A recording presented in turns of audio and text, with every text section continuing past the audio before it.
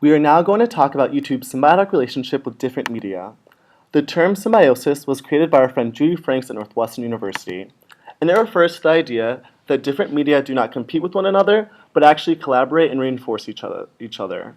Throughout this video, we'll dissect this relationship as it pertains to YouTube and show relevant examples in the form of YouTube clips. Keep in mind that links to all of these clips can be found in the description below. Let us begin with YouTube's relationship with other media companies. YouTube is a major catalyst for symbiosis between media companies.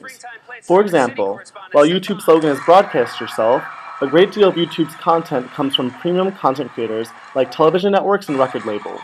An example of this is the SNL skit currently being played featuring Stefan. 90% of YouTube's ad revenue comes from these type of content creators, rather than user-generated content.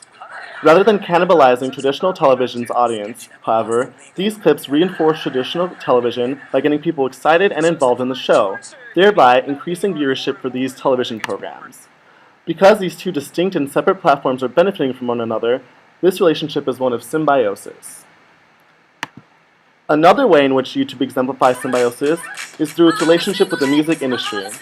As this music video featuring Beyonce's Single Ladies will show, according to Nielsen, 40% of YouTube's audience watches music videos more than any other category. Clearly, record labels play a major part in making this content available for streaming on YouTube. In return, artists from these record labels are able to build awareness and buzz. This is especially beneficial for record labels and music right holders because according to another study by Nielsen, YouTube is the #1 music discovery tool, beating out traditional radio for teens. This suggests that YouTube will only become more important to the music industry as time goes on, and it shows in YouTube's partnerships. Last April, YouTube signed an undisclosed agreement that gave Universal Music Group a larger than usual cut of ad revenue in order to make their artist videos available on their site.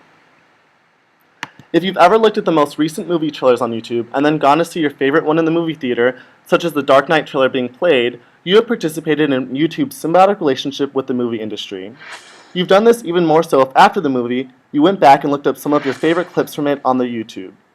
Movies provide the content that makes up YouTube in the form of both trailers and clips, and that content drives viewers to theaters and creates ad revenue for those media companies who participate in this relationship. According to NPR, Hollywood studios, including Viacom, are now profiting nicely by purposefully uploading all sorts of clips from their various movies, knowing that people are searching for and watching key moments, which they can monetize. On the other hand, Google ran a study in which they found that putting trailers on YouTube increases engagement with the trailer and ultimately interest in seeing the movie. 63% of those who saw a trailer on YouTube said it was very good and it definitely made me want to see the movie. It is clear that both YouTube and movie companies benefit from the relationship. Movie companies gain ad revenue and ticket sales, while YouTube gains viewers, making for one strong symbiotic relationship.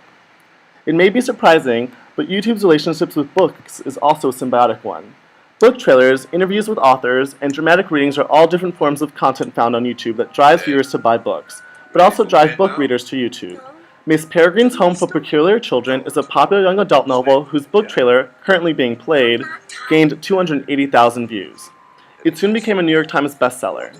There's also strong popularity in using YouTube to find interviews with authors such as Harry Potter, J.K. Rowling, of which several of her interviews have over 400,000 views on YouTube. One of the most interesting reasons a YouTube viewer might read a book is for the dramatic readings that can be found on YouTube of popular books. These have increased in popularity as more famous YouTube bloggers have taken part in creating this content. A dramatic reading by Gilbert Gottfried of 50 Shades of Grey racked up over 3.6 million views, and that number continues to rise. YouTube's content involving book trailers, interviews with authors, and dramatic book readings all lead viewers to want to purchase the book, and vice versa, when viewers gain interest in a book, they will seek out more content on YouTube. While YouTube is clearly in a symbiotic relationship with media companies like television, music, and book and movie creators, these interactions are not without conflict.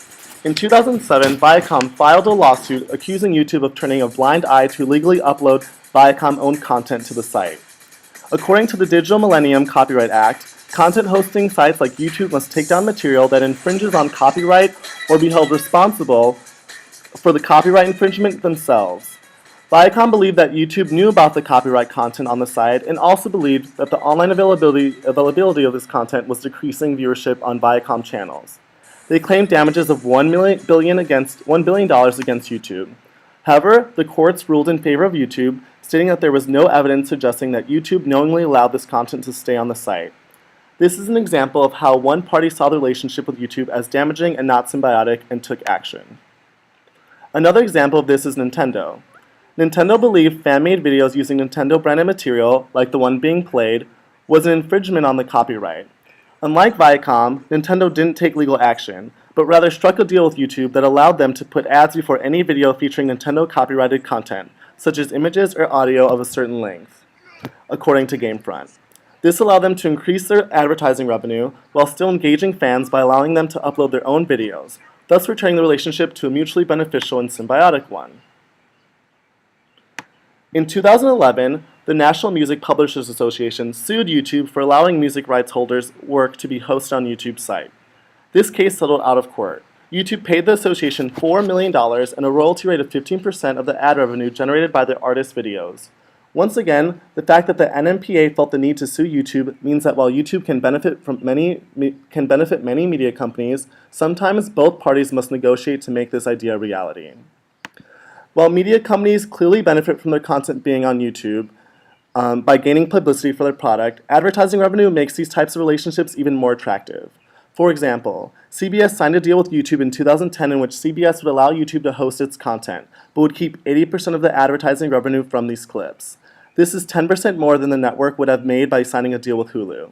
On the music side of things, Universal Music Group breaks in about $100 million a year from ad revenue on YouTube alone. While some of these deals may seem expensive, the fact that YouTube does not need to pay to create its own content, but is still able to retain a sizable portion of the advertising revenue, is clearly a huge benefit for the company.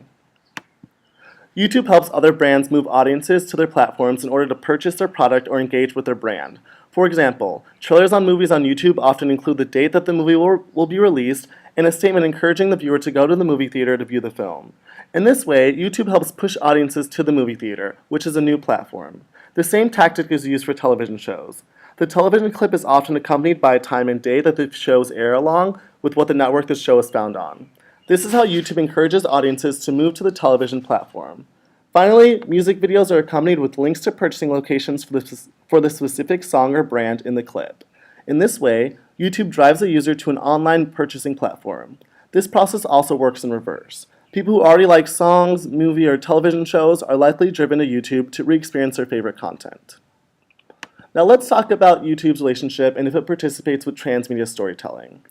Transmedia started as an academic term coined by Henry Jenkins in his book Convergence Culture, in which he stated, "Transmedia represents the integration of entertainment experiences across a range of different media platforms."